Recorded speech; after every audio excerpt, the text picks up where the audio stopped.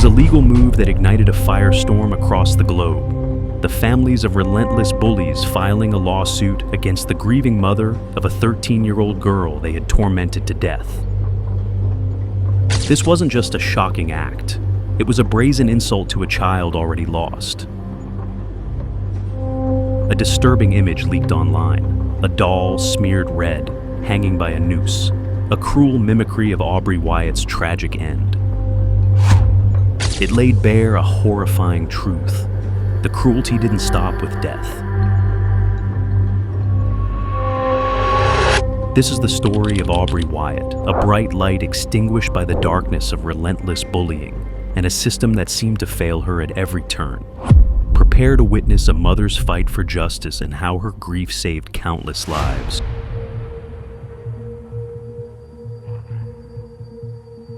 Aubreigh Wyatt was born on March 17, 2010, into a loving family in Ocean Springs, Mississippi. Her mother, Heather Wyatt, a single mom, poured her heart into raising Aubreigh and her two siblings. Aubreigh, the middle child, was a standout from a young age. She was a straight-A student, strikingly beautiful, and radiated an infectious energy that made her beloved in her community. But the very place where Aubreigh studied, laughed with friends, and excelled, Ocean Springs Middle School, became the crucible of her torment.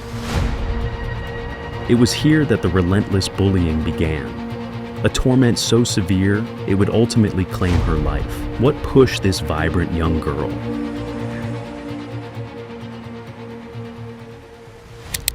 Aubreigh had been a target since 5th grade, but 7th grade brought a horror that sealed her fate. As the school year neared its end, during a class baseball game, Aubreigh was sexually assaulted by a boy she considered a friend.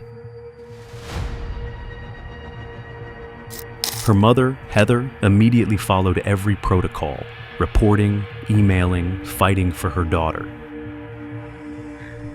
In 7th grade, at the end of 7th grade, she was essayed by a student on school grounds. And yes, I emailed, yes, I filed a report, yes, I did all the things. And the audacity of an assistant principal to call my child in after I told him not to question my child who had just been violated and have to answer to a man. He did it anyway. Whole different story. Anyway, so we were ready to move forward, and then at some point my child was so intimidated, and he essentially told us that we were going to have to go in front of the whole school board. Aubreigh was going to have to retell her story tons and tons and tons of times. Mind you, this is a 12-year-old, and she was so intimidated and scared she begged me to stop because she was so being bullied at school now, because people had things up that were like Team Aubreigh, Team this, who do you believe? It was absolutely disgusting. Instead of support, Aubreigh faced more torment. Her peers turned on her, verbally attacking her. And incredibly, on the first day of 8th grade, despite Heather's desperate pleas and explicit demands to the principal, Aubreigh walked into a classroom and was confronted by her attacker. Her first day of 8th grade, she walks in. Who's in her class? Him. She's so hysterical. She runs to the bathroom, distraught.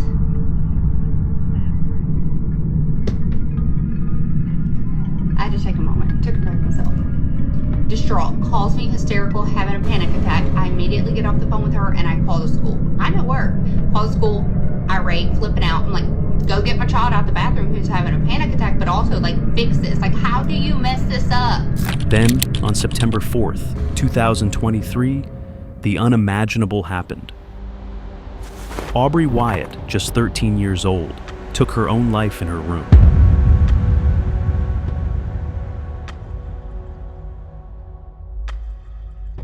Five days prior, she was captured on video, smiling. How could a girl who seemed so full of light take such a devastating step? Her mother, Heather, would soon reveal the heartbreaking truth of her discovery. That I had gone to check the AC. Well, in doing that, out of my peripheral, I see Aubreigh, who is in her room and she is Hanging in front of her window. You want to save this video till I get back home? I'm okay. I immediately saw her legs and they were discolored. So I run to her and I grab under her bottom and lift and started screaming. And we kind of gave you guys that. We didn't give you guys, is that I was screaming for Taylor to get a knife to cut her sister down. So I'm holding her up so that the rope would not cut into her throat anymore. I'm not thinking like she's already gone. But I just wanted to like get it off of her neck. So I'm screaming at Taylor to get a knife, and she runs in there, and I'm holding Aubrey's body up enough to like create like some, just like, I don't even know, I can't think. Well, Taylor cuts and cuts at the rope until it releases. I immediately take Aubrey's body that I'm holding and I lay it on her bed and immediately start CPR, and I'm screaming, begging God to let her live. While that is going on is when Taylor's calling 911 and everybody else. So, it was a lot. I didn't want to face it. I didn't want to. A memorial was held for Aubreigh, but Heather's mission went beyond mourning. She aimed to raise awareness about mental health and bullying. Skinner says, like many parents, she is teaching her kids on how to handle a bully, but also worries. At some point in the bully's life, they had gotten hurt, and so they want other people to hurt like they are. And so I try to remind them of that. As she packed Aubreigh's room for a fresh start, her hand brushed against something unexpected. 3 sealed envelopes, hidden. Her raw reaction, caught on camera, went viral. It was a beacon of hope. Countless individuals on the brink of suicide found reason to stay, watching Heather's unbearable pain and realizing they couldn't inflict that on their own loved ones. Despite the public's cries for justice against the bullies, Heather prioritized her awareness mission. But Aubreigh's friends, demanding accountability, leaked shocking Snapchat messages.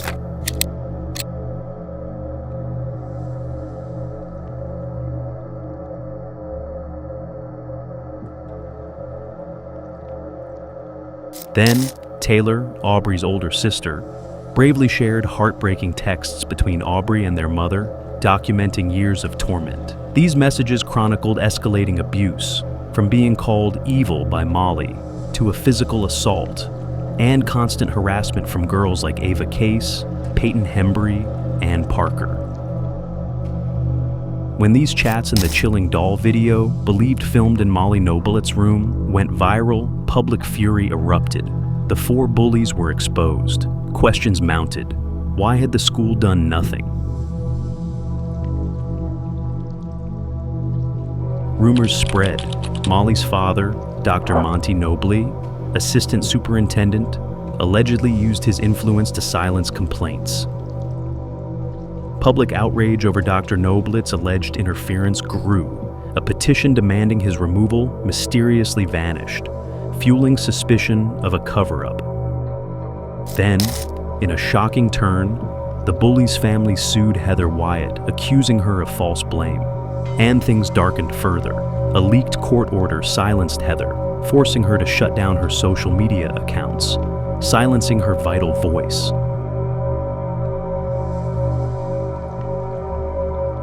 But the internet would not be silenced. Social media exploded with support for Aubreigh and Heather. Facing a fierce legal battle, Heather turned to the public. Her GoFundMe, seeking $100,000 for her defense, was quickly surpassed by over 4,000 donations, a powerful testament to collective will.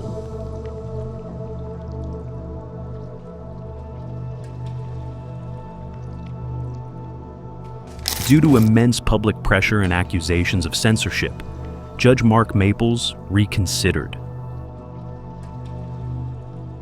On July 18th, the emergency order was lifted. Heather regained her voice.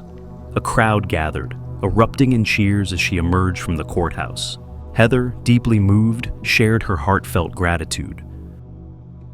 Her fight wasn't just for Aubreigh, it was for every child suffering in silence. Aubreigh Wyatt was a victim of relentless cruelty, but her story, amplified by her mother's courage, became a powerful movement. It's a grim reminder of the devastating impact of bullying and the critical importance of mental health awareness. Her legacy is one of hope, a silent scream that echoes loudly, saving countless lives.